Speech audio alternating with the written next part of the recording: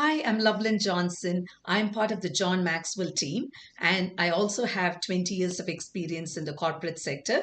Today, we are going to talk about the law of leadership. It comes from this book, 21 Irrefutable Laws of Leadership. And the law that we are going to look at is the law of connection.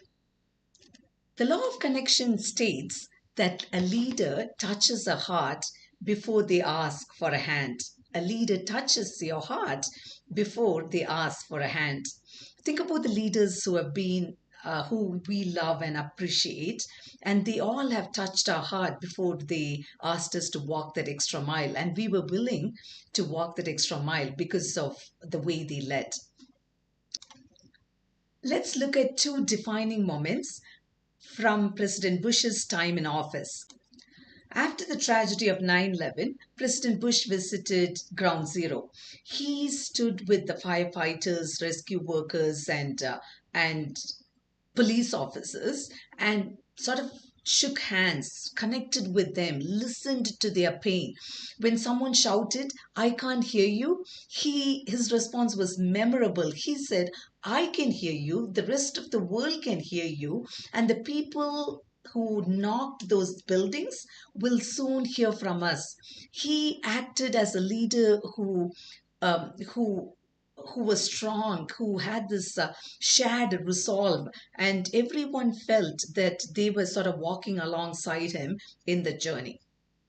Then contrast that with Hurricane Katrina. What happened? There is this picture of him peering through the window of Air Force One, looking down at the devastation. And people felt literally he wasn't part of them down there.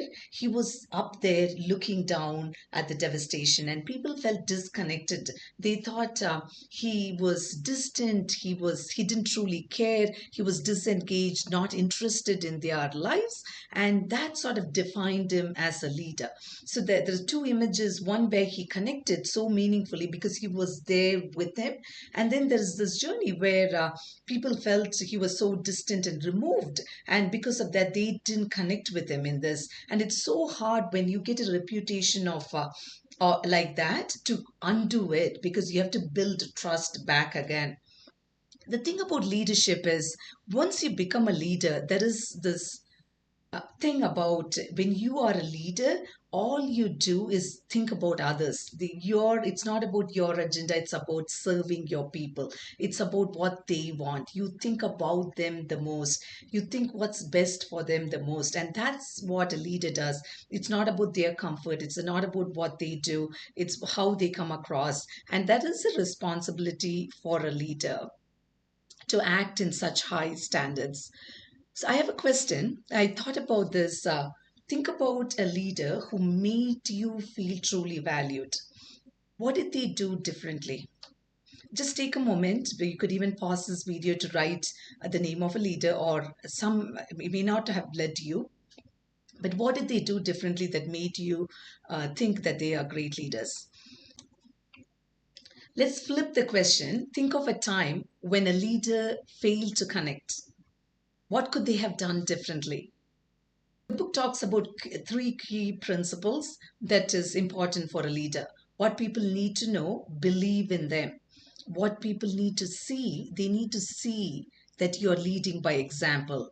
And what people need to feel, they need to feel that you value them. They need to feel that you value them. What people need to know, you believe in them. That's what your folks need. Your belief in them would boost their confidence, and they will show up in big way. A leader is a dealer of hope, so give them hope, praise their strengths. If you find their weaknesses, address them gently on a one-on-one meeting. Spend time with them, understand their values, what are their challenges, and help walk alongside them. And more than anything, communicate at their level. Like, try to break it down so that they can understand, and they can connect with you in a meaningful way.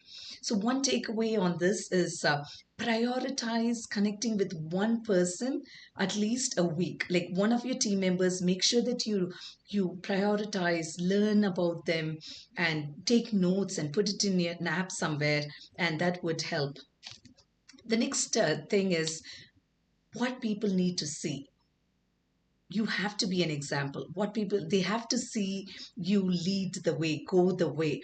Your actions speak so louder that than your words. So when you act, when you say I want positivity in your team, examine yourself. Am I showing positivity? If you're saying excellence is very important to me, ask yourself, am I doing things with excellence? The more you act based on the values that you expect from your team, the more you would the more you should emulate that, and that would help them look at you, and that's how you lead by example. So I would encourage you to evaluate your actions and see if your values and expectations are do match. The next thing is what people need to feel. How should they feel that you value them? It really matters how you make them feel that you value them, because it's a leader's responsibility to connect with the people they serve. Even if the folks down who report to you don't come to you, you need to go and check if they are doing good. How can you serve them? So and I love this quote by Maya Angelou. It said, people will forget what you said, but they will never forget how you made them feel. People will forget what you said, but they'll never forget how you made them feel. So show appreciation for your team by doing small things. Pick up donuts on your way and sort of bring it to work. Just try to build community, and more than anything, value them. They should know that you love them as a person. Again, we looked into this principle, the key principles. What people need to know, they need to know that you believe in them. What people need to see, they need to see that you are leading by example. And what people need to feel is that you value them. I thought about the book talks about this great example of President Reagan as a great communicator. So when he was in the office, when he took a long trips, and when he returned to the White House, when the staff members heard the helicopter landing on the lawn, they all would stop working, and and I believe Donna or Elliot would exclaim, "Daddy's home." Imagine that. Imagine being welcomed like that. Instead of dreading, he's the boss. Like when people think about bosses there, they'll be like, oh, I need to walk on eggshells. Instead, they saw him as someone who brought joy. They were so happy that he's back in the office, because they felt valued. They felt valued. He brought good, joyful mood, and because of that, that he sort of brought the culture of connection and respect, and the staff members felt it, and they displayed that. So, as leaders, it's a wonderful example for us to be great leaders, and we have this great example by President Reagan. Now, let's talk about what are the practical ways we could establish connection. Know your people, know yourself first. I would totally encourage you to take time to journal about you, know yourself first, but also know your people. Communicate at their level. Like, don't break it down, make it simple so they could understand. Lead by example. Live your message, because your what you do is so powerful than what you say. So live your message, be authentic, share with openness and sincerity. If you are struggling in an area, share it with them. They probably would be able to connect more when you share your weaknesses more than your strengths. So share with them, give yourself totally to the people, and offer direction and hope. When I was thinking about an example for leadership, somehow this picture came to my mind. The conductor in an orchestra.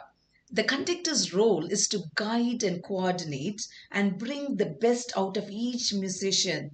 There are different instruments played by different people. One is playing a French horn, one is doing a saxophone, another on a cello, another one on flute. They are all playing different instruments.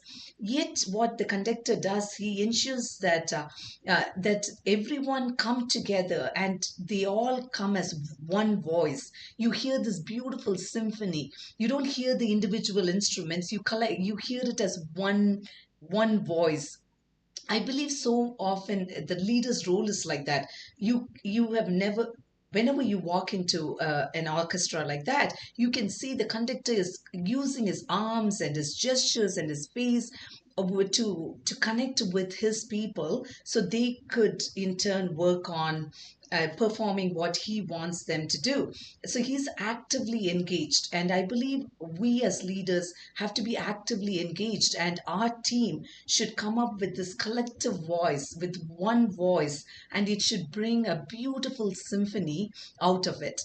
So I thought that was such a great image for us as leaders. You could, because all of the people that report to us have different strengths, different weaknesses, but then it's the leader's potential to bring the team together and work in unison with them.